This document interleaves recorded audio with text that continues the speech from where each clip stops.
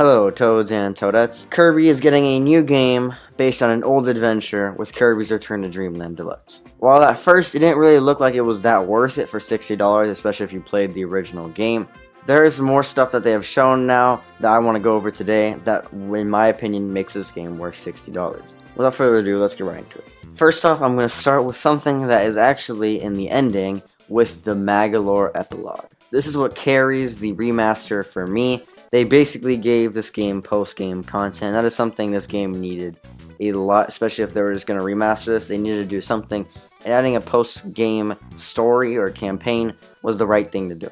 Hint the name in the epilogue, you play as Magolor. For someone who's maybe new to Kirby or got into Kirby with Forgotten Land or any recent game, Magolor is a very main character in Return to Dreamland Deluxe, and I'll talk about him more later when I talk about the main campaign for the game. But basically, big lore impact in Kirby, and we all love Kirby lore, and we're basically getting more of it with this Magolor Epilogue here. He's basically in between both worlds, both dimensions, and he has no power. All he can do is jump and basically do a very weak attack. So how do you get more powerful? To get more power, you collect these little, don't really know what these are, we'll just refer to them as orbs for now. And then you can choose what you want to upgrade, maybe similar to leveling up in a Paper Mario game or Mario Luigi game. Yes, I know, I always have W examples. And I think this could be really cool. They said there's also 20 different stages.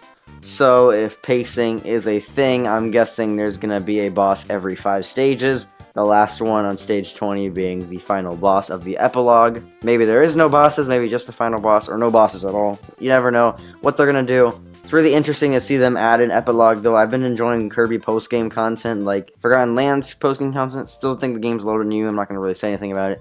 Think they did really good in that game's post-game. So seeing them add it to Return to Dreamland and Return to Dreamland Deluxe is very exciting. I also want to note that there is multiplayer for this mode. It is not locked in single player, so that's going to be pretty fun.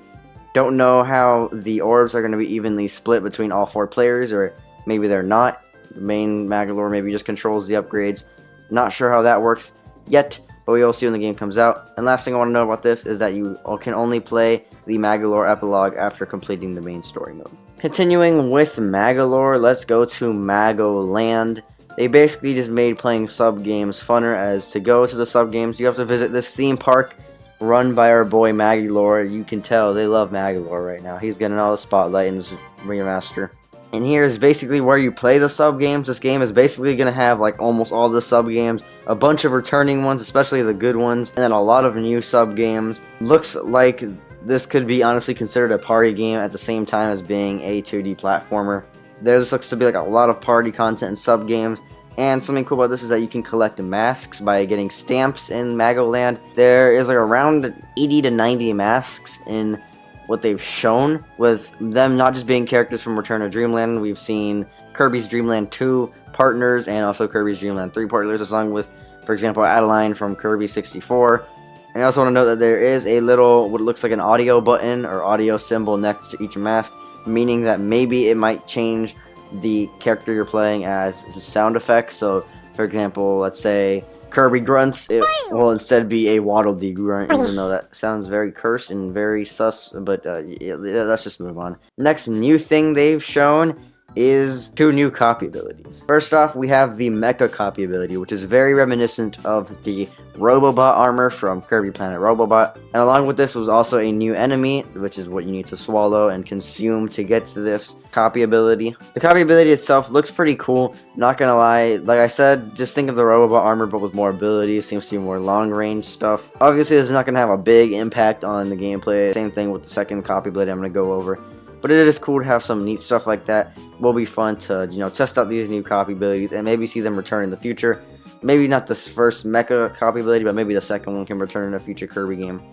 It would be cool to see how they interpret these copy abilities in 3D games. But the second one is the Sand copy ability. Basically just gives Kirby sand abilities. Some are reminiscent to the water ability. Some of these attacks just give you straight up hands or sand castles to attack your enemies. Speaking of enemies, there's a new sand enemy, don't know its name, that will give you this copy ability. Again, just kind of going to be cool to play around with. This is not going to have a big impact on the gameplay, but it will make playing the main story mode a little bit more fresh. The new art style, obviously, my boy DDD looking way different in this game. And this art style reminds me a lot of Kirby Star Allies, and I absolutely love the art style they're going for. Makes the game more fresh. I'm going to be 100% honest here, I was not a big fan of Return to Dreamland's bland art style. And I think the outlines here reminds me of Smash 3DS a lot, and I absolutely loved those black outlines. And the whole entire overall just vibe of the art style is really nice and just pleasing to look at. Now let's just get into what Kirby's Return to Dreamland as just a game is. If you are planning to get the deluxe version, maybe you have not played Return to Dreamland or even know anything about it. Its main game mechanic, as this is where the game mechanics really started to come in, the gimmicks, whatever you want to call them, are these ultimate copy abilities. Most will probably remember the sword one, as it's on the American cover art. Which, speaking of cover arts, love how they use the Japanese cover art for the original game as the deluxe version's cover art. Just a neat little touch there. We finally get a happy Kirby box art in America. Let's go. And if you think I'm lying, no, I'm not lying. Kirby's just for some reason pissed when he's in America. It doesn't look like there is any new ultimate copy abilities. I think this would have been pretty cool, but it's kind of understandable at the same time. But they are a pretty big gist of the game, and overall are actually pretty neat to keep gameplay fresh and not just more Kirby levels. But besides that, it's just overall a really neat game. The story is pretty good for a Kirby game, even though all Kirby games usually have a good story. And the level design is also amazing in this game. That's what honestly, for me, makes it one of the best 2D Kirby games. And if you just are looking for a solid 2D platformer to play, I highly recommend getting Kirby's Return to Dreamland Deluxe, as it won't disappoint, especially with all this new content as well. I also want to note that the little bonus stages that were in Kirby's Dream Collection, which are like, why am I talking about this game if this is Return to Dreamland? Because in Kirby's Dream Collection, there was these extra stages that were actually using Kirby's Return to Dreamland's engine and basically art style. So this was basically like extra stuff for Return to Dreamland, and I don't think these are going to be added in the deluxe version. If they are, that is amazing. I hope they do, because this basically was just more stuff for Return to Dreamland that I hope they do add in the deluxe version. Now, let's get to why I think this game is worth it. Usually, Nintendo remasters are never going to go under the radar without some kind of drama breaking loose. That's what I love. I love controversy, so let's talk about why I think this game is worth the $60. This is the first thing I was saying with the Skyward Sword HD remaster, that if you have not played this game, you cannot be complaining about the price tag. The game is new to you, so you have not played the original game. It is going to be automatically worth the $60 unless the game is just trash. But in this case, Return to Dreamland is not trash. So if it is new to you, it is, in my opinion, automatically worth the price tag. But obviously, people like to ignore the facts. So let's get to the main argument of the people who have already played Return to Dreamland. Why would you get Kirby's Return to Dreamland Deluxe? In this case, I still think it is worth it. It's been 12 years almost since the original game came out, which is a long time. The new art style makes it look fresh with some new copy abilities sprinkled onto the story. It's not like you're going to have photographic memory of every stage, knowing where every freaking Waddle-Doo spawns. It's going to be, for the most part, not so similar to you. There's obviously going to be the memorable moments, like the stories that you're going to remember unless you have really bad memory.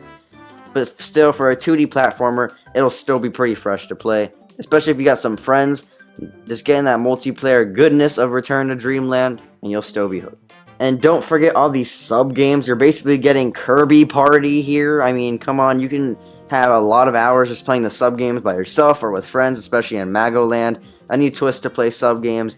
And we cannot forget the elephant in the room, Magolor Epilogue. This is completely new content, 20 new levels, with a new game mechanic with Magolor and him leveling up. This is a really unique and cool thing to do, and is an incentive to get this game and beat the story mode once more, if you've already played the game. And everything in all in this game, I think, is worth $60, no matter if you haven't played Kirby's Return to Dreamland or if you have. And there you have it, my Toads and Toadettes. That was everything new in Kirby's Return to Dreamland Deluxe and why I think it is worth the $60. At the end of the day, it is completely up to you if you're going to get the game, but I hope the information I shared with you in this video gives you a better idea of what you're going to be getting for your money in Kirby's Return to Dreamland Deluxe. If you did enjoy this video, please consider liking and subscribing, as subscribing is free and it helps me make more everything new videos and overall other new videos as well. And speaking of other videos, I do make other Nintendo related content on my channel, which I do highly recommend checking out. And on that note, guys, I will see you in the next one.